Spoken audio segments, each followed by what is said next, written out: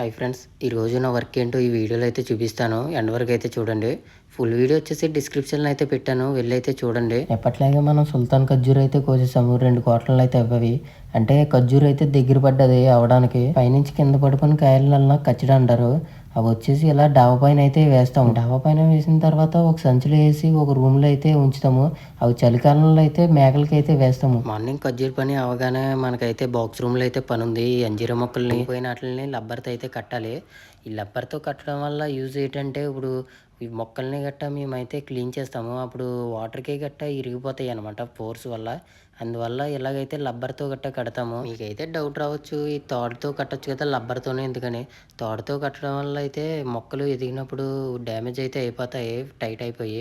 ఈ లబ్బర్ అయితే మేము నెలకు ఒకసారి చెక్ చేస్తాము. చేసిందల్లా లూజ్ చేస్తూ ఉంటాం అనమాట. నా పని మీకు ఎలా అనిపించిందో కామెంట్ అయితే చేయండి. నెక్స్ట్ వీడియోలో అయితే కలుద్దాం.